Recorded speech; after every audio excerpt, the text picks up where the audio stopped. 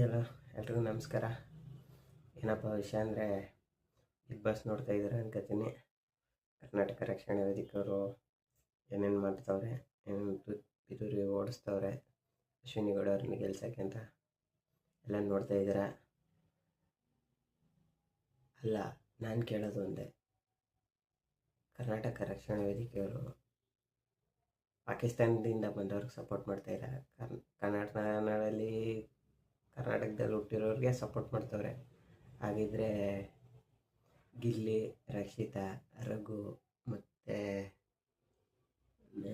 ಧನುಷು, ಕಾವ್ಯ ಇವರೆಲ್ಲ Pakistan, Uzbekistan, Bangladesh, Nigeria, Switzerland ಈ ಕಡೆಯಿಂದ ಬಂದವರೆ. ಎಲ್ಲ ಇಂಗ್ಲೀಷು, ಹಿಂದಿ ಇದ್ಬಿಟ್ರೆ ಏನೂ ಗೊತ್ತಿಲ್ಲ ಅವ್ರಿಗೆ ಪಾಪ ಅಲ್ವಾ.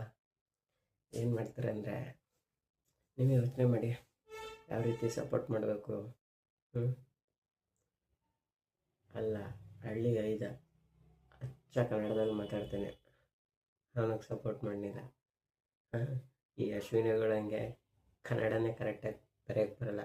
ಕನ್ನಡ ಮಾತಾಡಲ್ಲ ಅಂತ ಹೇಳ್ತಾ ಇಲ್ಲ, ಕನ್ನಡ ಬರೆಯೋದ್ರಲ್ಲಿ ಆ ಅಮ್ಮನಿಗೆ ಛಲಗಾತಿ ಅಂತ ಬರೆಯೋಕ್ಕೆ ಬರಲ್ಲ, ಛಲಗಾತಿ ಅಂತ ಬರೀತಾರೆ. ಇಂಥವ್ರಿಗೆಲ್ಲನೂ ಕರ್ನಾಟಕದಲ್ಲಿ ಕರ್ನಾಟಕ ರಕ್ಷಣಾ ವೇದಿಕೆಯ ಉಪಾಧ್ಯಕ್ಷರು ಅಂತ ಬಿರುದು ಕೊಟ್ಟವ್ರೆ ಅಲ್ಲ. ಅದೇನು ಕಂಡು ಕೊಟ್ಟಿದ್ದೀರಿ ಅಂತ ಗೊತ್ತಾಯ್ತಿಲ್ಲ. ಮೊದಲು ಇದನ್ನು ಚೇಂಜ್ ಮಾಡ್ಕೊಳ್ಳಿ. ಹೇಳಿ, ಬಿಗ್ ಬಾಸಲ್ಲಿರೋರೆಲ್ಲ ಕನ್ನಡದವರೇ. ನಿಮ್ಗೆ ಇಷ್ಟ ಬಂದ ಕಂಟೆಂಟೆಂಟ್ಸ್ಗೆ ಓಟ್ ಹಾಕಿ. ಅದನ್ನು ಬಿಟ್ಬಿಟ್ಟು ಈ ಥರ ರಾಜಕೀಯ ಥರ ಮಾಡೋದು ಸರಿ ಬರೋಲ್ಲ. ಅದು ಬಿಗ್ ಬಾಸ್ ಕಾನ್ಸೆಪ್ಟು ಏನಂದರೆ, ಯಾರಾದರಲ್ಲಿ 100 ದಿನ ಚೆನ್ನಾಗಿ ಇದ್ಕೊಂಡು ಆಟ ಆಡ್ಕೊಂಡು ಅವ್ರದ್ದು ಏನೈತೆ ಅಂದರೆ ನಿತ್ಯ ಜೀವನದಲ್ಲಿ ಅವ್ರು ಹೆಂಗೆ ಮಾತಾಡ್ತಾರೆ ಈ ಥರ ಇದ್ರ ಬಗ್ಗೆ ಇರೋದು. ಅದು ಅವ್ರ ಲೈಫ್ ಟೈಮ್ ಹೆಂಗೆ ಬಾಳ್ತಾರೆ ಅದ್ರ ಬಗ್ಗೆ ಕಂಟೆಂಟ್ ಕೊಡೋಕ್ಕೆ ಮುಟ್ಟಿಟ್ಟಿರೋದು ಅದು ಪ್ರೋಗ್ರಾಮ್.